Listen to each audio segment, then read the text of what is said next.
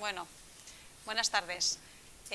Gracias a la familia Nela por darme la oportunidad de contaros un poco lo que está relacionado con el tema de la nutrición y esta enfermedad.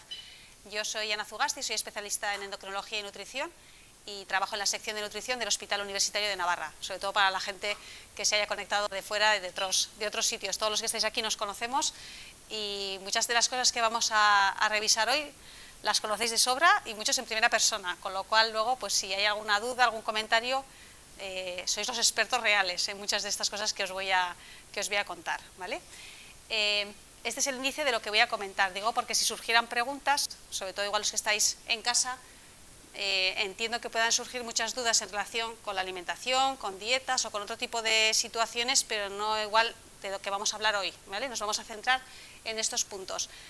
Mínimamente en conceptos generales de la ELA y sobre todo para que entendáis por qué afecta al aspecto nutricional, la indicación de los suplementos nutricionales, que igual todos no lo habéis tenido, todos no los conocéis, la colocación de la gastrostomía y las pautas de nutrición enteral, que sí que puede haber distintas opciones.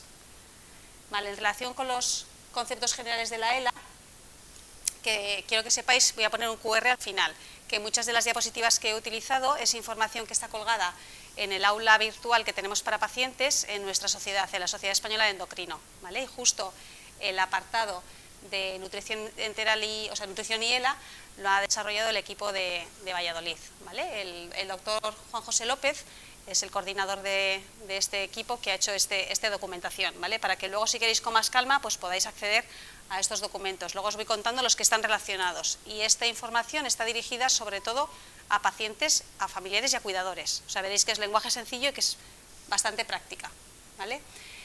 Esto es cómo actúa la enfermedad y a qué nivel puede llegar a afectar y cómo se explica que se afecte el estado nutricional, ¿no? Puede que en según qué tipo de ELA, en según qué fase de la enfermedad, podáis tener más o menos disnea, es la fatiga para respirar, disfagia es la dificultad para tragar, ¿vale? Y lo más habitual es que se empiece con dificultad para tragar líquidos y que uno no lo interprete y que sean, pues, tener tos durante la ingesta, ¿no? O tener esa dificultad para poder tragar. Bien conocéis todos la atrofia muscular, que puede afectar, pues, a unos más a brazos, a otros más a piernas, la debilidad muscular y la rigidez muscular, ¿no? Es una afectación a nivel muscular de mayor o menor intensidad y de distinta distribución. Más que ELA, podríamos decir que hay ELAs, ¿no? Porque bien sabéis que muchas veces estamos hablando de una situación que algunos compartís y otros ni de lejos. Y dices, pues es que yo no tengo nada de eso. Y igual es posible que en la evolución de esa enfermedad no lo lleguéis a tener, ¿no? Pues por el tipo de ELA puede ser más o menos probable que tengáis todas, alguna o pocas afectaciones. Y esto es, como la afectación fundamentalmente es a nivel muscular, esto es lo que puede suceder. Puede haber dificultad para caminar, puede haber debilidad en las manos, en los brazos, en las piernas, puede haber calambres y en muchas ocasiones pues puede haber tropiezos, caídas y lo que eso conlleve, ¿no? Pues si son caídas suaves y según en qué sitios, pues menos lesiones o menos consecuencias. ¿Y qué influencia tiene sobre el metabolismo? Porque a muchos también os sorprende en la evolución, y muchos me comentáis que seguís comiendo bien o que seguís comiendo igual y no entendéis por qué estáis bajando peso, porque además en esa situación en la que os estáis moviendo menos. Porque muchos de los que estáis por aquí hacíais deporte o mucho deporte, por ejemplo, antes de esta situación, y dices, yo ahora mismo estoy quieto, casi no me muevo, yo sigo comiendo y esto no entiendo por qué pierdo peso, ¿no? ¿Qué es lo que aquí, cuál es esa situación? Y es porque el metabolismo está aumentado. Lo que es la maquinaria interna, para que me entendáis, esta enfermedad hace que se gaste mucha energía o que se necesite mucha energía. Por eso le llamamos el hipercatabolismo paradójico, ¿no? Porque lo que uno asumiría es que por estar más quieto necesita menos energía y, sin embargo, bueno, pues se necesita más energía porque el cuerpo la va consumiendo. Además, en muchas ocasiones se come menos. La fatiga, por ejemplo, la dificultad para respirar hace que uno se canse y que coma menos, ¿no? O que se coma más despacio y al final el apetito lo sacia antes. Y eso puede ser alguien que no tenga fatiga para respirar, pero sí que tenga igual debilidad para manipular a la hora de comer. Y que en vez de comer en un cuarto de hora, 20 minutos, le suponga más tiempo el comer más lento y eso hace que se sacie antes y que coma menos. Y bueno, todas estas situaciones hace que haya un riesgo de desnutrición asociado a esta enfermedad. Y eso es lo que nosotros intentamos evitar. Por eso somos tan insistentes en revisaros, ¿no? Y sabéis que las consultas tenemos, a la vez que os ve el neurólogo y el neumólogo, os vemos en nutrición. ¿no? Porque entendemos que el seguimiento tiene que ser estrecho, porque la posibilidad de tener desnutrición es más o menos importante y lo ideal es prevenirla, lo ideal es no detectar cuando hayáis perdido muchos kilos, sino ir poco a poco haciendo la propuesta de cómo intentar evitar que no haya mucha desnutrición o las alternativas que vamos a tener, ¿no? En relación a la disminución de la ingesta, lo que os he comentado un poco, ¿no? Pero no os había dicho el tema de la sialorrea, de la saliva, ¿no? No todos, pero muchos tenéis problemas con la saliva, que no se sabe cómo manipularla, que sobra saliva y que eso también hace muy molesto el poder comer bien. Y también puede darse la otra situación, que por el tema del oxígeno también la boca esté seca y que también el tener poca saliva, tanto por exceso o por defecto, el tema de la saliva complica el poder comer, ¿no? La fatiga sin duda, ¿no? La disnea, el estar sentado y a pesar de eso que te falte el aliento, eso también implica disminución de la ingesta. Puede haber problemas en la masticación, que también haga complicado la ingesta o que haya que adaptar la dieta a texturas que igual son menos agradables, ¿no? Porque muchos decís, no, yo es que comer en puré no me agrada, no me satisface. Entonces intentamos adaptar las dietas a la masticación, pero luego al ojo o al gusto no es lo mismo, ¿no? Y luego problemas para tragar, lo que os comentaba, el que se empiece por problemas para líquidos y se tengan que adaptar los líquidos y luego haya problemas para tragar los sólidos o la medicación. Y eso pues implica también situaciones que tenemos que detectar. Nosotros el tragar os vamos a evaluar porque hay dos aspectos fundamentales, tanto la seguridad como la eficacia. Y lo prioritario es la seguridad. La seguridad es que cuando uno traga todo vaya por donde tiene que ir, que no se vaya por el otro lado, ¿vale? Porque irse por el otro lado es tener riesgo de hacer una neumonía. Una neumonía en la situación de un enfermo con ELA es una situación que puede ser delicada, ¿no? Y en según qué situación, pues grave o muy grave. Entonces, por eso insistimos, porque hay gente que minimiza y dice que a mí me da igual toser, ¿no? Que tampoco es para tanto si toso cuando como, o los líquidos, y dices, ojo, que lo que se va por el otro lado puede provocar una neumonía. Entonces esa es la seguridad. Y la eficacia es que se coma y se beba lo suficiente para estar bien nutrido y para estar bien hidratado, ¿vale? Entonces los dos aspectos tenemos que mirar. Primero vamos a ir a la eficacia y luego a la seguridad, ¿no? Que estemos, o sea, primero a la seguridad y luego a la eficacia. Y esto es todo lo que puede conllevar la situación de una persona con ELA. Puede tener disfagia, puede tener deterioro muscular, puede tener desnutrición, y si alguien tiene desnutrición es más fácil que tenga una complicación, es más fácil que tenga más debilidad muscular, es más fácil que tenga menos defensas y que haya infecciones, que, bueno, pues que el paciente con ELA tenga más sensibilidad a cogerlas, ¿no? Y que es más fácil que tenga pues cualquier infección que ronde a los demás que pueda tener defensas. En alguien con ELA es más, bueno, pues puede ser una afectación mayor, ¿vale? Vale, ¿cuáles son los cuidados básicos que os voy a contar, ¿no? Pues optimizar la ingesta. Nosotros siempre vamos a intentar daros indicaciones para lo que es la comida tradicional, la podáis adaptar para cumplir estos dos objetivos, ¿no? Que sea seguro lo que coméis y que sea suficiente. Hay que detectar y hay que adaptar lo de los líquidos, lo que os comentaba, porque es el primer paso de la disfagia. Si no, valoraremos si hace falta suplementos, si no, cuando está indicado el poner una gastrostomía, que yo sé que es algo que de inicio siempre genera cierto rechazo, y yo lo asumo porque al final no. Bueno, pues cada vez tenéis más información y hay gente aquí que está en una fase de la enfermedad o en otra, y yo creo que es bueno tener información desde el principio, pero sin duda nadie acepta rápidamente y con alegría el que tengamos que poner una gastrostomía, ¿no? Pero os contaré un poco las indicaciones y por qué intentamos ponerlo lo antes posible. Todos conocéis, creo, esta adaptación de los líquidos para intentar que sean un poquito más espesos y se traguen mejor, ¿vale? Hay distintas pruebas que podemos hacer para intentar adecuar a cada uno al espesor y al volumen que lo va a poder tomar bien, ¿vale? Es cierto que ahora mismo en el mercado hay distintos productos que podemos hacer estas texturas, no todos están financiados y hay unos que en boca quedan más o menos agradables. Esto es un poco a gusto del consumidor.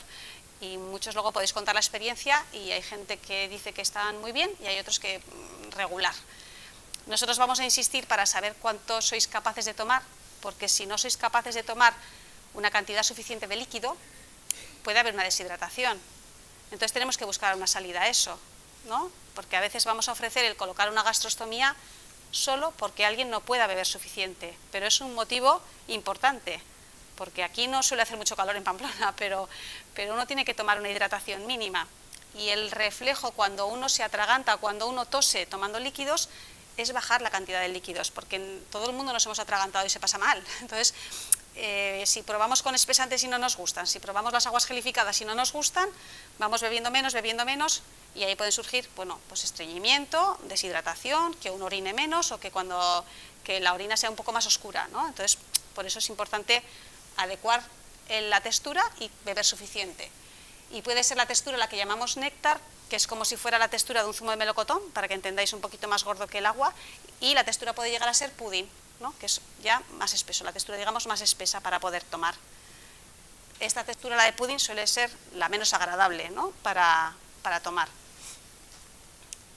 Y luego también tenemos la adaptación de la dieta sólida, ¿no? De los alimentos, para que sean, pues aquí veis un poco las escalas, ¿no? Puede ser triturada, puede ser blanda o de fácil masticación, luego de tamaños de bocados pequeños y lo que sería la dieta normal. Hay distintas maneras de elaborar la comida, de prepararla para que sea más o menos jugoso, y todos lo conoceréis, o más fácil de partir y de hacer el bocado, y sin duda hay que comer despacio, masticando mucho, que en muchas ocasiones, pues ya de etapas anteriores, la gente cada vez come más rápido, más acelerado, hablando unos con otros, entonces hay que hacer como el ritual de la comida, ¿no? Hay que, eso, pues las cosas, os damos indicaciones de alimentos que son más peligrosos, que son secos, que tienen dobles texturas, que cuando uno traga bien no piensa que hay cierta dificultad, pero cuando uno empieza a tragar mal tiene que tener esta información para ver qué hace, ¿no? Para ver cómo lo adapta. Y nosotros tenemos este tipo de documentos que muchos de vosotros habréis tenido, ¿no? Pues tenemos unas precauciones a tener en cuenta por la persona con disfagia y unas precauciones a tener en cuenta por los cuidadores, ¿no? Porque tan importante es cuando uno come solo como cuando a uno le dan de comer, ¿no? Y hay posturas, hay maneras en las que es más fácil o más difícil atragantarse. Entonces, estos documentos pues creemos que simplifica un poco, porque al final el tener esta información viene bien, porque uno en la consulta siempre, ¿no?, recibe muchísima información, está nervioso, corriendo. Entonces, bueno, estos papeles pues intentan simplificar estas indicaciones. En lo que os he comentado del aula virtual de la SEN hay un módulo específico de disfagia, por ejemplo, ¿vale?, que es más detalle de lo que os he comentado hasta ahora, por si alguno se queda con ganas y quiere revisar más. Esto ya os lo he contado, ¿no? Lo que vamos a intentar, y esto es en relación con la eficacia, ¿no?, es la desnutrición, la deshidratación y la medicación, porque muchos de vosotros tenéis bastantes pastillas o varias pastillas. Entonces, el mismo problema que puede haber con los líquidos puede haber con la medicación, y hay medicación que se puede triturar pero no se debe triturar, y hay cápsulas que no se deben abrir, porque igual luego estamos cambiando el efecto de la pastilla, ¿no? Y uno se puede empeñar y triturar comprimidos o intentar buscar la manera, pero siempre es bueno que preguntéis para que intentemos cambiar la fórmula química, digamos, e intentar buscar posologías que sean adecuadas para que lo podáis tomar y no os atragantéis, ¿no? Pero sin duda el poder tomar la medicación bien también es, bueno, pues una indicación de poder poner gastrostomía si por boca no se puede tomar bien o si hay un riesgo, ¿vale? Y en relación con la seguridad es lo que os comentaba, ¿no? La broncoaspiración es cuando parte de lo que uno está comiendo o bebiendo se va por el otro lado. Puede haber una infección respiratoria que puede ser más o menos grave y no está siempre relacionado con la cantidad que uno se ha atragantado. Puede haber una situación que uno se atragante con un poquito y puede hacer una neumonía. Y uno que se atragante todos los días sí que no haga. Pero si uno tiene poca fuerza para toser, ese mecanismo de defensa también hace que haya más riesgo, ¿no? Y luego, sin duda, el quedarte un sin aire, asfixia, ¿no?, cuando se atraganta. Síntomas de alerta o de alarma que nos tenéis que contar o que tenéis que contar al equipo que os atiende, ¿no?, para que intentemos poner medidas, y que os aconsejo que no minimicéis, porque al final el trasfondo es importante o el riesgo es importante, ¿no? Pues múltiples intentos para tragar un alimento, porque al final uno puede decir, si yo no tengo prisa, si yo puedo estar un cuarto de hora comiendo, puedo estar hora y media, y no lo minimizas, pues porque dices, yo sigo comiendo a gusto, no vaya a ser que cuente que me está costando mucho tragar y me digan que no puedo. Entonces podemos, bueno, valorarlo y ver posibilidades, ¿no? Que quedan restos en la boca, que cuando uno come sabe que de alguna manera, porque la lengua, por ejemplo, no la puede mover bien, se le va quedando restos en la boca que al final, si no se limpia bien la boca, también hay riesgo de que uno luego se pueda atragantar. Cambios de la voz al tragar. Esto os lo habéis vivido, supongo, casi todos, porque casi todos nos hemos atragantado en alguna ocasión y queda como, se llama una voz húmeda, ¿no?, que se te ha quedado ahí algo y cambia la voz. Eso también delata que no se ha tragado bien. La pérdida de peso progresiva. Eso lo podéis ver cada uno o vuestro entorno, o el entorno que nos ve todos los días. ¿no? Porque a veces hay pérdidas de peso que el conviviente o la familia que os ve todos los días, bueno, pues no le llama la atención. Y ojo en aquellos casos en los que hasta ahora a uno le sobraba peso y ahora incluso se le felicita porque está perdiendo peso y le ve más guapo o más guapa. Entonces, ojo, porque la pérdida de peso de manera involuntaria y de manera rápida no es bueno para esta enfermedad, ¿vale? Entonces, hay que comunicarla también, que se está perdiendo peso porque no es buena situación, porque probablemente lo que se pierda en gran parte es musculatura, que es lo que afecta la enfermedad. Entonces, de la manera que podamos, vamos a hacer un seguimiento del peso. Toser al comer o al beber, lo que os contaba, ¿no? Que eso delata que se está yendo por el otro lado, o infecciones respiratorias de repetición. Nosotros siempre os vamos a preguntar, ¿no? ¿Comes bien? ¿Tragas bien? ¿Toses? ¿Has tenido alguna infección respiratoria? ¿Has necesitado antibiótico? ¿No? Porque yo os decía la neumonía, pero a veces hay infecciones, evidentemente, no llega a la neumonía, pero pues han necesitado antibiótico y también delata eso. Vale, pasamos a la parte de los suplementos, lo que igual conocéis como batidos o lo que veis que en la consulta tenemos detrás, ¿no? En un armario, un montón de muestras. Nosotros cuando os conocemos hacemos una valoración nutricional y en función del peso, la edad, la talla, los años y otras patologías que podáis tener, calculamos cuántas calorías necesitáis. Y con eso os podemos hacer más o menos unas recomendaciones y cuando venís una encuesta de cómo estáis comiendo. Y con eso podemos saber si estáis tomando más o menos el 75% de lo que os hemos indicado. Si es así, nos vamos a quedar tranquilos si el peso también está bien y los análisis también están bien.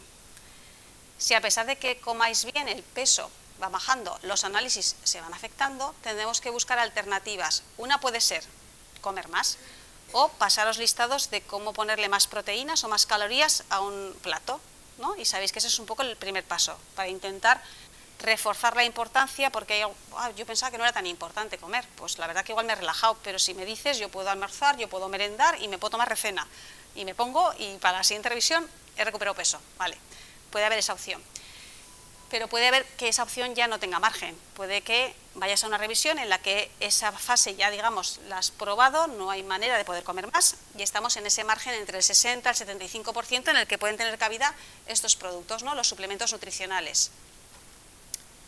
Estos suplementos nutricionales en el mercado ya los tenemos también preespesados, ¿vale? Que van a poder tener, que estén financiados entre los de textura néctar, ¿vale? Los que tienen textura tipo zumo de melocotón. Si alguno ya estaba espesando los líquidos a otra textura, lo que tendrá que añadir es espesante a este tipo de suplementos y mezclarlo mejor con batidora o con varilla para que no salgan grumos, para que se unifique bien la textura, ¿vale? La mayoría de los suplementos que vamos a utilizar van a ser hipercalóricos, hiperproteicos, porque es la necesidad que van a tener la mayoría de las personas con ELA. Hiperproteicos por el tema del músculo, hipercalóricos porque nos facilitan que en poco volumen vaya más alimento, ¿vale? Para que no tengáis que tomar 1 litro de batido, medio litro, pues en la menor cantidad posible. Y nunca sustituyen, ¿vale? Porque a veces es, ahora yo me meriendo eso, no, además de, no es en vez de, porque lo que queremos conseguir es aumentar el aporte de lo que estabais comiendo y hay que tomarlo de manera fraccionada a lo largo del día. Estos son los que tenemos en el hospital, ¿vale? Y en el hospital, cuando uno ingresa, no hay de todos que hay en el mercado, pero sí tenemos, digamos, de todas las familias. Tenemos espesante de modelo goma, que es lo que más se utiliza ahora mismo en el mercado. También hay otro tipo de espesantes, digamos, más antiguos, el almidón, que tienen otras características, pero la goma que habréis probado muchos o casi todos, bueno, pues con poca cantidad de espesante se consiguen texturas muy adecuadas que se mantienen también en el tiempo y en boca no aportan sabor, ¿vale?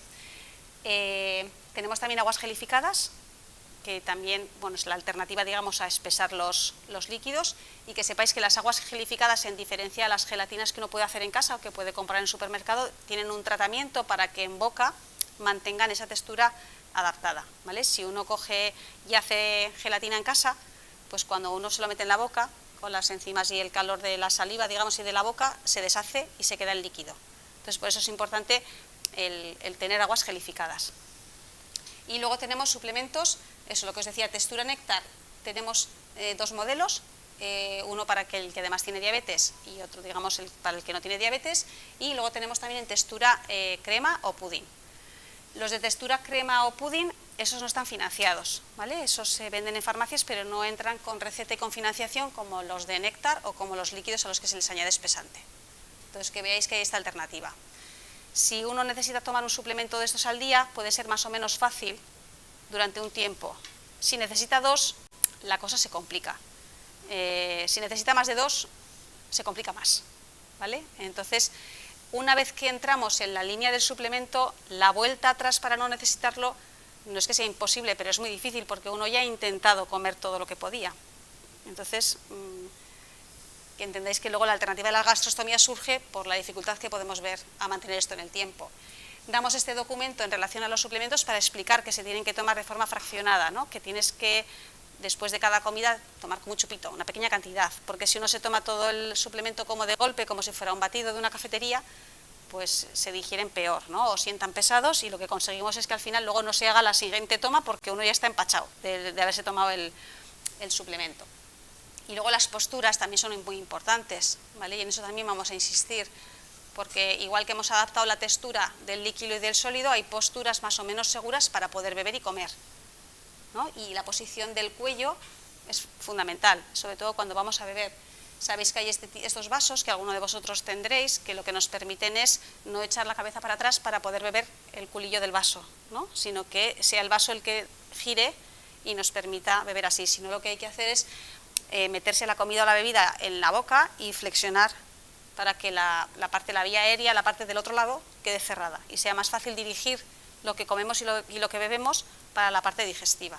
Entonces es importante que la textura sea adecuada, es importante que la postura sea adecuada y los tiempos, ¿no? Que tanto la persona con ELA como el cuidador, como el que está con él, entienda que no hay que distraerlo, no hay que entretenerlo, no hay que preguntarle cosas cuando uno está comiendo, porque eso también influye para que se pueda comer bien. Vale, vamos un poco en la evolución, cuando proponemos poner una gastrostomía, que ya os podéis imaginar porque ya hemos ido viendo las situaciones, ¿no? Y cuando calculamos que alguien va a necesitar 2 suplementos, probablemente muchos habéis pasado por esa fase, pero enseguida os vamos a nombrar la gastrostomía porque no es que no confiemos en vuestra voluntad, sino porque es difícil mantenerlo en el tiempo. Entonces, ¿cuándo vamos a indicar colocar una gastrostomía? Va a haber situaciones clínicas que hagan que adelantemos esta propuesta, ¿no? y que lo podamos contar no en la primera visita, pero igual en la segunda o en la tercera, según qué tipo de ELA, por la previsión que tenemos de lo que va a ir pasando, y nos interesa ponerla en las mejores condiciones posibles, para que no haya ninguna complicación y para que, si no la necesitamos ya, en cuanto la necesitemos, ya la tengamos colocada. La pérdida de peso es un parámetro muy importante. En las guías que nosotros manejamos a nivel nacional e internacional, cuando una persona pierde un 5% del peso de forma involuntaria, ya es un punto a vigilar, ¿no? No es una cosa crítica, pero es un punto a vigilar. Y un 5% es relativamente fácil perder, ¿vale? Entonces, por eso somos igual tan puntillosos de decir, oye, ojo, que estamos perdiendo. No, pues si a mí me sobraba, no, pero es que estás perdiendo sin querer y esto. Y luego el otro parámetro es el índice de masa corporal menor de 20. Imaginaos si alguien era muy delgado ya antes de tener esta enfermedad, evidentemente pues el margen que tiene es más pequeño. Y la capacidad respiratoria, ¿no? Por eso pasamos, y creo que es bueno pasar los 3 servicios a la vez, ¿no? Que sea neumología, neurología y nutrición, porque en el mismo día vamos a tomar una decisión que queremos saber cómo estáis en todos los niveles, ¿no? Y la parte respiratoria es fundamental. Y en muchas ocasiones hemos tenido que proponer el colocar una gastrostomía, a pesar de que se comía y se bebía bien, pero era el pulmón el que se estaba adelantando, ¿no? Y intentamos explicar con tranquilidad por qué surge esa indicación.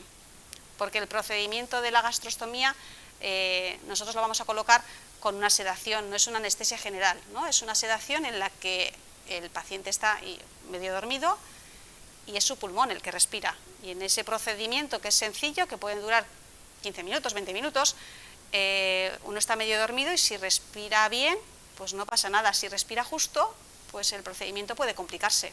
Entonces, a veces lo que más nos cuesta, al que se atraganta no le supone problema asumir que hay que poner una gastrostomía porque entiende la ventaja desde el inicio. Al que no se atraganta, come bien o incluso mantiene el peso y es el pulmón el que nos hace indicar, tenéis que entender por qué es. Por eso, porque cuando el pulmón empieza a estar justo, es mejor poner la gastrostomía para que el procedimiento sea sencillo. Y luego el mantenimiento de esa sonda no es complicado. Yo creo que es más, y luego podéis contar las que la tenéis, lo que supone psicológicamente de aceptar el dar ese paso a lo que luego físicamente o de diario pueda suponer el tener ese dispositivo colocado, que yo lo suelo decir, solo lo sabéis vosotros y el que queréis que lo sepa, porque no es algo visible. Con lo cual entiendo que es un paso más, entiendo que puede costar asumirlo, pero entended por qué lo intentamos poner antes, para que no haya ninguna complicación, ¿vale? Y además la sonda también nos permite, si hace falta solo agua, si hace falta solo para la medicación, solo para la medicación, y si hace falta para agua, para la medicación y para comida, para todo lo que haga falta. Y además uno puede seguir comiendo, porque también a veces nos encontramos con la duda de si el poner una sonda de gastrostomía implica que uno deja de comer, que yo entiendo que ese es un paso difícil, ¿no? Entonces, nosotros siempre decimos, si lo que tú comes te da placer y es seguro porque no toses y no tienes ninguna complicación, nosotros ajustaremos lo que pongamos por la sonda en función de la necesidad que haya en cada momento. Ahora la podemos poner para nada porque lo hemos puesto porque tu pulmón está un poco justo. O ahora la ponemos solo para líquido porque te resulta difícil o no te apetece tomarte 1 litro de líquido espesado. O para la medicación, o para la nutrición. Entended que cada uno puede llevar el mismo dispositivo para distintas situaciones, ¿no? Pero yo creo que es importante saber que se puede comer, que no hay ningún problema por seguir comiendo y ajustar lo que haga falta por la sonda. Hay pros y contras en poner la gastrostomía pronto, muy pronto, o esperar, ¿no? Entonces, bueno, pues los pros, el pulmón, es difícil saber cómo va a ir evolucionando, pero una vez que está justo, es lo que os comento, para atrás no va a ir, o sea, se podrá mantener en esa situación, se podrá, pero curarse y volver a una situación, digamos, de un pulmón 100% bien, pues va a ser complicado. Lo bueno de los pros es que también nos va a permitir que el estado nutricional lo podamos ajustar y podáis recibir todos los líquidos y toda la nutrición que necesitéis. Aquel que sea tragante comiendo, si le ponemos la sonda y deja de comer, evidentemente ese riesgo de hacer una infección, ese riesgo de hacer una neumonía disminuye. No va a ser cero porque la saliva, ¿no?, y las secreciones respiratorias uno también la puede tragar mal y también puede hacer una infección por eso. Pero sin duda, si uno deja de comer y era el origen de hacer esas infecciones, pues la sonda, digamos que sí le da muchas ventajas. Y las contras, bueno, pues los condicionamientos psicológicos. La exposición a complicaciones, evidentemente, es un agujero no natural que puede tener alguna complicación. Pues puede tener más o menos dolor cuando se coloca, puede tener, a veces a algunos se le infecta, bueno, puede tener algún problema con la sonda, puede surgir de repente una incidencia un domingo por la tarde. Bueno, pues sin duda, cuando uno tiene un dispositivo, pues hay que asumir que puede haber alguna complicación. No está tan claro que esto se vincule con un aumento de la supervivencia, ¿vale? También queremos explicar con detalle que uno no puede pensar que va a tener más fuerza, que va a tener más musculatura por este tipo de nutrición. Sin duda lo que va a estar es mejor hidratado, mejor nutrido, con menor riesgo de aspiración, ¿vale? Las complicaciones que puede haber cuando colocamos una gastrostomía pueden ser gastrointestinales, puede haber temporadas de más estreñimiento, temporadas de diarrea, bueno, ¿no?, que alguien pase sed. Todos los que tenéis nutrición sabéis que podemos ir cambiando, ¿no?, y que tenemos en el mercado muchísimos modelos. Entonces, a veces acertamos a la primera y a veces hace falta varios cambios. O a veces luego de repente hay rotura de stock y no tenemos unos productos y tenemos que cambiar a otros. Entonces, no hay sota, caballo y rey. Hay muchos productos ahora mismo en el mercado como para poder combinarlos. Puede haber complicaciones mecánicas de la sonda, al final es un dispositivo, se puede obstruir, se puede romper, puede haber infecciones alrededor de la piel. Bueno, pues hay pacientes que tienen diabetes y que también hay que ajustar, ¿no?, un poco cuánta insulina, cuánta no insulina, o la medicación también adaptarla, y psicológicas porque puede ser que estéticamente a uno le parezca, bueno, pues difícil de llevar, ¿no?, o que tenga esa pega. Y estos son los dispositivos que tenemos, ¿no? La alternativa a poner una gastrostomía sería una sonda nasogástrica. Algunos la habéis conocido y otros no, porque no la suelo casi ni enseñar, porque a ver, es una alternativa real, es una alternativa que podemos poner directamente en la consulta sin hacer una intervención, pero evidentemente nadie la quiere, o sea, nadie la prefiere, pues porque es una sonda, primero, que se ve, que se puede salir, que se puede obstruir, y no te da un manejo a medio o largo plazo tan agradable o tan cómodo como puede ser una gastrostomía, ¿no? Salvo que la situación sea tan urgente como para no poder esperar a que nos den cita para poderle poner en esa situación, ¿no? Y entonces, si la situación es urgente, pues entonces se coloca esa como intermedio, ¿vale? Y luego están las sondas de gastrostomía. Nosotros la que solemos poner más es en el angiógrafo, que conocéis, y ese tipo de sonda, el dispositivo por dentro es un globito, ¿no? Un globo que está hinchado. Entonces los recambios son muy sencillos, ¿no? Sabéis que cuando la colocamos, aquí el protocolo que tenemos es que se duerme una noche en el hospital y os enseñamos, hacemos la cura, bueno, pues para manejar un poco el dolor también, si ese primer día hay un poquito de dolor, pero no suele haber ningún problema serio ni mayor como para que, ¿no?, al día siguiente todo el mundo se va a su casa y el manejo es bastante sencillo. Y luego alguno de vosotros tenéis lo que se llama el dispositivo botón, que es como si fuera la gastrostomía pero en 2 piezas, ¿no? Y queda pues como un piercing un poquito así grande como de plástico, y cuando se va a poner la alimentación conecta la otra pieza y se puede poner la alimentación. Esto es un poco a petición del usuario, ¿no? Nosotros no tenemos problema, sí que de inicio siempre tiene que ir, digamos, la sonda larga, pero luego en el recambio podemos poner el botón y en el siguiente recambio, si a uno no le gusta o tiene mala experiencia, podemos volver a la otra, ¿vale? En eso no tenemos problema. Y luego las jeringas, son unas jeringas especiales, ¿no? Porque por temas de seguridad las conexiones son exclusivas, no se usan este tipo de jeringas para ningún otro dispositivo. Están específicamente diseñadas para las sondas nasogástricas y las sondas de gastrostomía, ¿vale? Entonces, sabéis, son moradas, también hay alguna marca que son blancas, que son de rosca, ¿vale?, que se enganchan y que son las que hay que utilizar. Hay de distintos tamaños, las que nosotros utilizamos para la nutrición son las grandes, y luego para la medicación o para hacer un poquito más de presión suelen ser las pequeñas, ¿vale? Entonces, bueno, ya sabéis que generalmente se suministran a través del centro de salud y, bueno, pues estos son los documentos que tenemos en el hospital para cuando colocamos las gastrostomías, la información que os lleváis un poco al alta, ¿no? Lo que sería el plan de cuidados. Y tenemos para los 3 tipos de sondas, para las que tienen globo dentro, para las que tienen placa y para el botón, ¿vale? Entonces, la mayoría de vosotros, la que habréis de inicio es la de globo y luego pues algunos el botón. Y luego, en relación a las pautas de nutrición enteral, una vez que tenemos puestas la sonda, necesitamos más cosas, ¿no? Ya tenemos la sonda y luego os comentaba lo de la jeringa, y luego puede que necesitemos una máquina, un palo de gotero y más cosas, ¿vale? Esto os solemos dar a elegir un poco, ¿no? Porque depende de varias situaciones. Primero, se tiene que tolerar bien la forma que es en jeringa, ¿no? Porque creemos que es la más cómoda. Y esta sería lo que llamamos la pauta intermitente. La pauta intermitente es intentar simular a como cuando uno come por boca, y hacer desayuno, almuerzo, comida, merienda y cena, o menos tomas si podemos ajustar la dosis. Y entonces las tomas van a ser de 250, 300, depende un poco de las necesidades de cada uno, del tipo de alimentación. Luego hay que poner agua para que quede bien limpio el trayecto de la sonda, y cada toma más o menos tienen que ser 20-30 minutos. Esta es una opción, la que la mayoría prefiere y se tolera bien. Pero luego puede haber otras circunstancias en las que igual esta forma de administración no sienta bien, o igual por las posibilidades técnicas o de cuidadores o de situaciones personales, eso se puede durante el día, pero no me da para poner toda la dosis, ¿no? Y podríamos tener en bomba, que sabéis que, bueno, os podemos prestar del hospital, son bastante sencillas de utilizar, y lo que consiste es conectar la alimentación gota a gota, como si fuera un suero o un gotero, para que me entendáis, ¿no? Entonces, el que está con este tipo de alimentación con la bomba puede estar en 24 horas, en 20 horas, en 18, en 16, solo por la noche y durante el día con jeringa. Intentamos, esto es como un traje a medida, ¿no? Entonces, entre vosotros, si os comentáis, pues ya habréis visto que hay varias maneras de poder poner la alimentación, ¿no? La idea, sobre todo, es que una vez que uno tiene sonda, lo que no tiene sentido es desnutrirse, deshidratarse, ¿no? Porque ya tenemos la manera. Entonces podemos empezar de una manera, uno se va de viaje y tiene otra, luego aumentan los requerimientos y ponemos otra, vamos cambiando, ¿vale?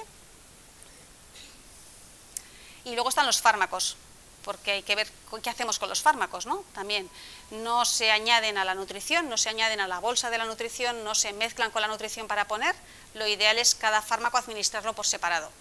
Luego único depende cada uno luego cuánta medicación tenga, cuánto agua supone y cuánto trabajo, digamos, o tiempo para triturar, preparar. Entonces hay que intentar revisar toda esa medicación para ver, en la medida de lo posible, cambiarlo pues a jarabes o a polvo, a cosas que sean sencillas, ¿no? Y también hay medicación que hay que separarlo de las ingestas, ¿no? Que tiene que estar 1 hora antes, 1 hora después, porque si no interacciona con el alimento y también puede que haga menos efecto el fármaco, o puede que luego la diarrea que pueda tener alguien pueda ser porque lo ha combinado o lo ha puesto muy cerca de la medicación. Entonces también eso lo tenemos que revisar.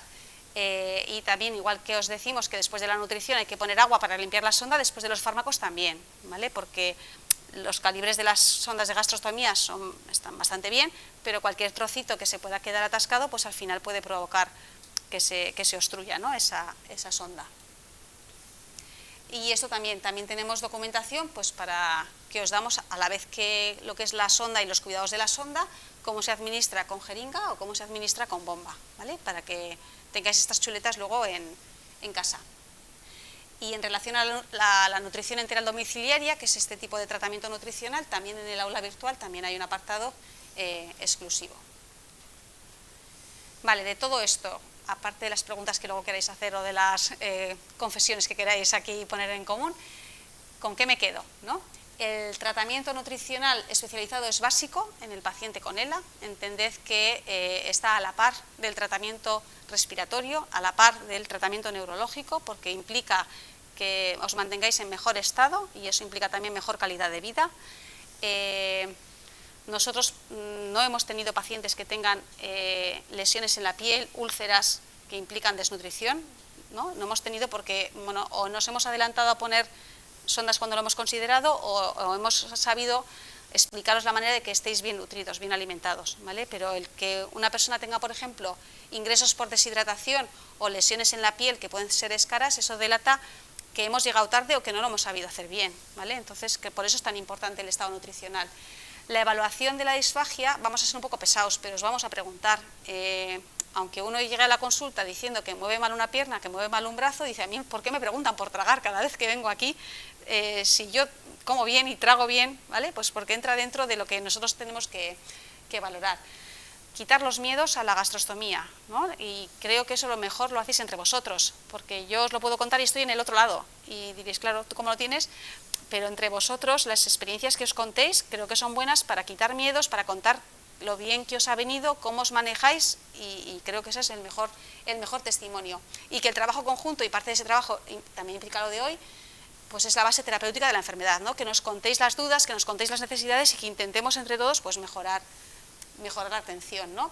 La información es fundamental, porque además a día de hoy, si no venís a este tipo de charlas, las vais a encontrar en otro sitio, o vais a buscar información en otro sitio, y si no sois vosotros, son vuestros amigos, vuestros familiares, con su buenísima intención, pero se pueden encontrar a día de hoy mucha información, y alguna estará bien, otra estará regular, y otra pues no sabré qué deciros, ¿no? Pero entended que parte de esta conexión fluida, digamos, con las asociaciones, creo que es fundamental.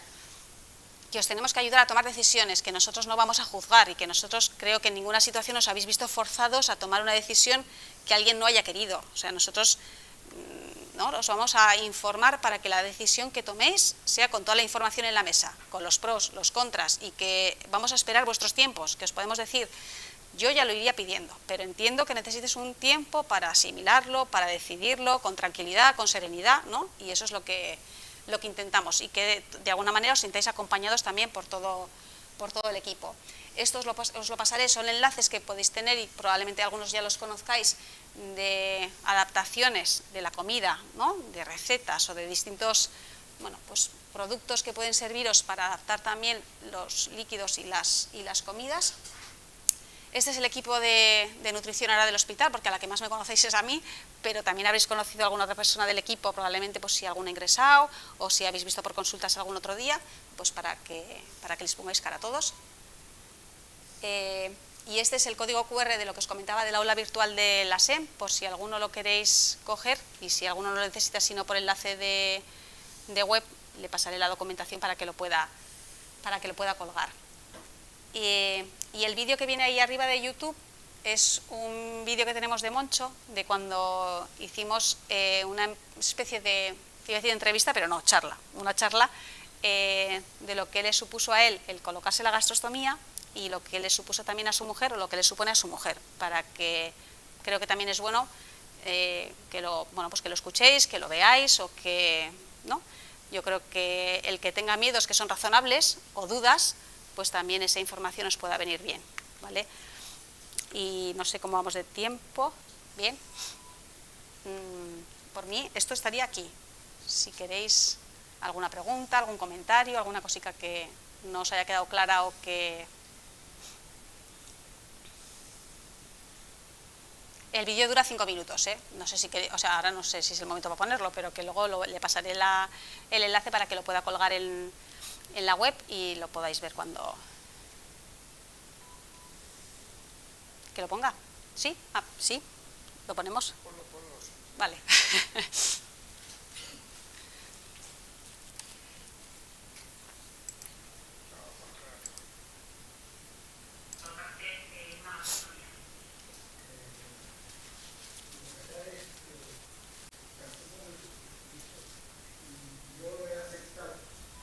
La enfermedad que tengo y conozco lo que me va a ir viniendo.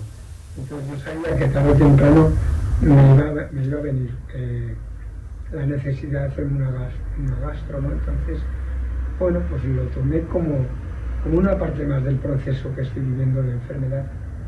Muy bien, y en relación a el día o los días en los que se te colocó la gastrostomía, ¿qué recuerdos tienes tanto del procedimiento como las molestias que pudiste tener esos días?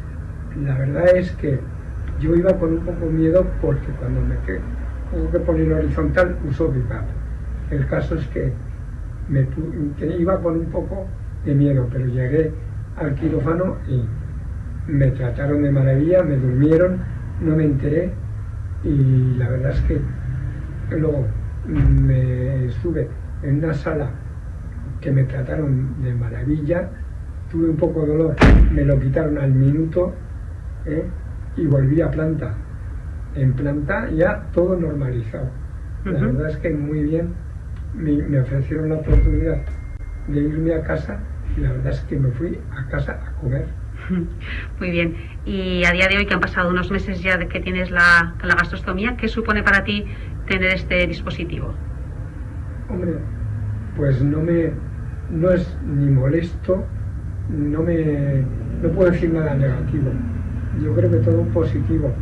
Me ayuda a ponerme la medicación, porque ya con algún problema de atragantamiento, pues la verdad es que por ahí va la medicación, por ahí va a ir luego la alimentación cuando llegue, que conozco que es otra fase más del proceso. Para mí no me supone ningún inconveniente.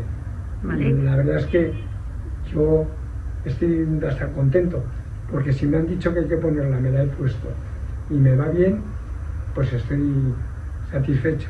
¿Y cuál crees que sería el mensaje fundamental para hacer llegar a otras personas a las que les propongamos que se pongan una sonda de gastrostomía? Yo lo primero es que tengan confianza. Si los profesionales han determinado es porque lo han visto la necesidad. Entonces, yo que hagan todas las preguntas que quieran, que se informen, que hablen, pero en definitiva que lleguen a hacerse la prueba con toda la información y el conocimiento y convencimiento necesario. Y también queremos saber la información y la opinión de la cuidadora en este caso, porque en esta enfermedad, como en otras muchas, es fundamental también saber si este tipo de dispositivos precisa muchos cuidados o cuidados específicos, o puede ser una ventaja o un inconveniente. ¿Qué es lo que nos puedes contar también como tu opinión en primera persona? Bueno, yo creo que, como dice Moncho, conocíamos que esto podía llegar, no le teníamos mayor respeto porque estábamos informados de cómo iba a ser el proceso.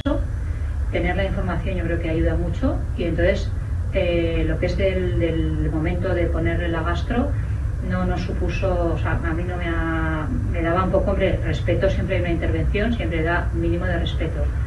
Él ha tolerado muy bien, la verdad.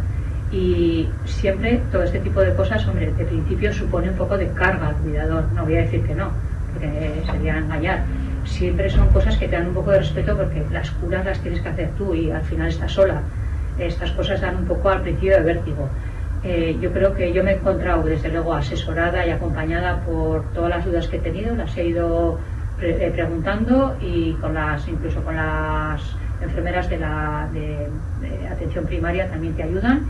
Entonces te proporcionan los materiales y todo, Y son curas sencillas, o sea, porque son curas muy sencillas una vez que tú pierdes un poco el miedo a lo que es el sistema. Una vez que te lo explican y lo entiendes, pierdes el miedo, y una vez que pierdes el miedo, pues no tienes por qué tomarlo como una cosa más, o sea, es como una herida de cuando eran niños los hijos o lo que sea. No le veo, y desde luego le veo que a mí me da tranquilidad y seguridad a la hora de ver que la medicación Moncho no se va a atragantar, que es más complejo, bueno, pues es como una cosa más, pero al final es una cosa que hay que coger un método, tener desde luego la limpieza, la higiene, las cosas porque estás tratando con cosas que van directamente al estómago y hay que tener esa higiene y ese método, pero una vez que lo tienes, es que lo tomo como preparar la medicación de la semana, entonces no le veo mayor complejidad. Pues muchas gracias, porque vuestra opinión yo creo que es importante para otros pacientes que puedan llegar a vivir esta situación, y que para nosotros también saber que habéis estado informados y acompañados también creo que es importante.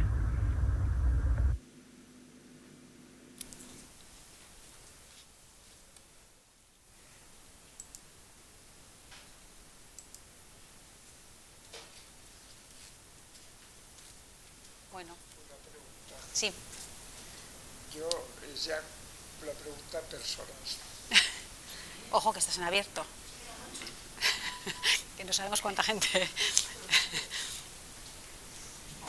Una pregunta personal. De mi situación. Yo llevo ya, cuando el vídeo, yo no tomaba la alimentación, ningún tipo de alimentación por ahí. A mí la PEG me la pusieron como prevención, ya como adelanto. ¿No? Y estuvo un tiempo que no tomaba alimentos por ahí, sino que iba todo por boca y normal. Eso era más que todo para la medicación, cuando la empecé a utilizar. Luego, posteriormente, pues por decisión del equipo multidisciplinar, pues ya empecé a meter medicación y combinándolo con alimentación normal.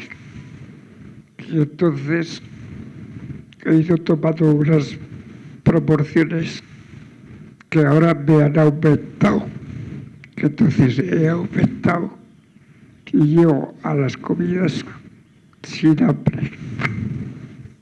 Y entonces, claro, yo para mí prevalece la alimentación de la PEG ante la otra, ¿no? ¿Es así? Eso se puede ajustar y uno mismo ir viendo cuánto le dificulta o no la ingesta, o si hay otras maneras de poderlo poner. Hay personas que le ponemos la nutrición por la noche y durante el día se dedican a comer. Depende un poco cuánta cantidad se necesite o cuánto placer le suponga a uno comer más o menos, ¿no? Porque los hay más disfrutones y los hay que les supone un verdadero alivio porque tampoco le disfrutaban tanto comiendo. Entonces hay cambios que se pueden ir haciendo y os damos la libertad, no cada día, pero bueno, si uno quisiera el ajustar un poco la alimentación, son cambios que se mantengan en el tiempo, lo que van a implicar cambios en el estado nutricional. El que uno diga, pues hoy tengo para comer o he quedado con más amigos y voy a comer un poco más, pues me pongo un poco menos, eso también lo asumimos, ¿no? Y si se pueden cambiar pautas y decir, mira, yo tomaba todas las tomas de 200, pero ahora me he dado cuenta que puedo tomar las de la mañana, como he estado toda la noche sin tomar nada, me permite el cuerpo ponérmelas con más tranquilidad y las digiero mejor, un poquito mayores, y según va pasando el día, pues igual necesito menos o igual me ajusto. O sea que esas adaptaciones se pueden hacer. También es habitual ir perdiendo apetito, entonces sacrificar el tratamiento nutricional es algo que no te voy a aconsejar, pero que hagáis pruebas sí que me parece razonable, porque al final uno luego también lo coge con más convencimiento, la necesidad de poner la nutrición que haga falta, ¿no? La enteral. Entonces, pero que comer con hambre es mucho más agradable que comer con poco apetito, eso seguro. Pues sí.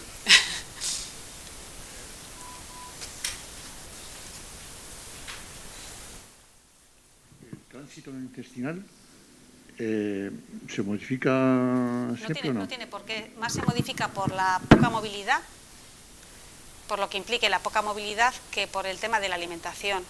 Porque el tema de la alimentación, como os he dicho, hay muchos productos en el mercado, los hay con fibra y sin fibra, y los que tienen fibra con distinto porcentaje de fibra, distinto tipo de fibra, y luego va a haber situaciones que afecten al tránsito intestinal que no van a estar relacionadas con la nutrición. va a haber procesos que impliquen antibióticos que van a movilizar el tránsito intestinal. Y yo lo que os digo, sobre todo el estar sentado, el moverse poco, eso afecta sin duda. Entonces muchas veces buscamos la respuesta en la nutrición enteral, porque sería para nosotros también, bueno, interesantísimo que os pudiéramos aliviar ese problema y solo fuera eso, ¿no?, el motivo. Pero la mayoría de los que están aquí o los que tienen gastronomía saben que ha habido modificaciones puntuales a lo largo del tratamiento y no es una cosa que sea difícil de regular o que suponga grandes complicaciones. Yo no puedo asegurar que no va a haber una época en la que haya más estreñimiento o que pueda haber una época en la que las deposiciones sean de textura más blanda de lo que nos gustaría, ¿no?, porque eso le pasa casi a cualquiera y con otro tipo de enfermedades que también necesitan medicación, con lo cual en este caso se puede relacionar más con la sonda y la nutrición, pero cualquier enfermedad crónica, mucha gente tiene alteración también del tránsito, y cualquiera que tenga la movilidad afectada también va a tener problemas mayormente de estreñimiento, ¿vale? O sea, la queja más frecuente que podemos tener o los problemas que puede dar es el problema del estreñimiento. Sí. Yo sé que os preocupa la otra parte, pero eso. por eso, pero que los que... Sí, por eso, que los que estáis por aquí te pueden contar, y si no en la asociación, que mayormente lo que más preguntas nos supone suele ser más el estreñimiento, y porque hay fármacos que luego se van añadiendo para que uno descanse, para que uno esté tranquilo, para que no tenga ese desasosiego respirando, que influyen también en el tránsito, ¿no? Y entonces, sobre todo la morfina influye mucho en eso, ¿no? Y entonces, evidentemente, si hace falta morfina para que uno esté bien, eso no sé si es intocable o no, pero es algo que tiene que estar ahí, ¿no? Entonces, a veces podemos apañar con la nutrición, pero hay distintas medidas. De verdad que no hemos tenido una situación ni mucho menos frecuente ni grave como para decirte que sea algo habitual. El estreñimiento sí, pero creo que lo podemos ir manejando.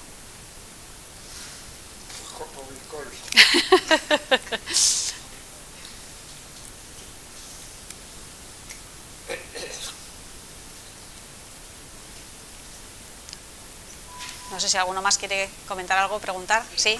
Ah, vale.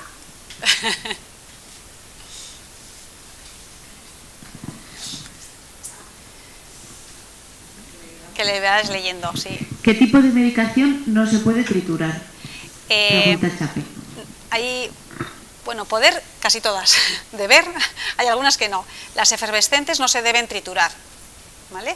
Las que son de cubierta entérica no se deben triturar, eso lo pone en la caja, ¿eh? O las que son retar no se deben triturar, pero porque estamos rompiendo parte del efecto que tiene ese fármaco, ¿vale? Entonces se pueden, y uno puede tener distintos utensilios para poder hacer trozo, pero estamos afectando al efecto que vaya a tener ese fármaco. Y las cápsulas tampoco se deben, la mayoría, abrir, y los gránulos de dentro, ¿vale?, porque esa cápsula tiene una misión también. Entonces, si tenéis dudas, nos comentáis, revisamos los fármacos, hablamos con farmacia y se intenta adaptar todo lo que se pueda, ¿vale?, la posología. De muchas hay alternativas, de algunas es más complicado, pero de muchas intentamos ponerlo lo más sencillo posible. Lo más sencillo posible es que sea líquido, que sea jarabe o que sea polvo, que se pueda poner, ¿no? A veces pasa, pues eso, medicaciones para el dolor, pues intentamos, ¿no?, que sea, pues eso, en esa posología. Antibióticos si uno necesita, pues también, ¿no? Y si os van a ver pues compañeros de otra especialidad que igual no están tan relacionados con la gastrostomía o con lo que se puede poner o lo que no se puede poner, decirle, oye, esto no hay en jarabe, no hay en polvo para que yo lo ponga con agua y me lo pueda poner, y porque igual uno, pues por costumbre, prescribe, os digo un antibiótico porque puede ser que necesitéis, ¿no?, y prescribe siempre cápsulas o comprimidos y ni ha caído que os va a ir mejor en jarabe o en sobre, ¿no? Pues eso sí que hay que tener en cuenta. Es que eso, que pase la efervescencia, ¿no?, que esté en un vaso ahí, eso, y que no tenga así con toda la espuma y...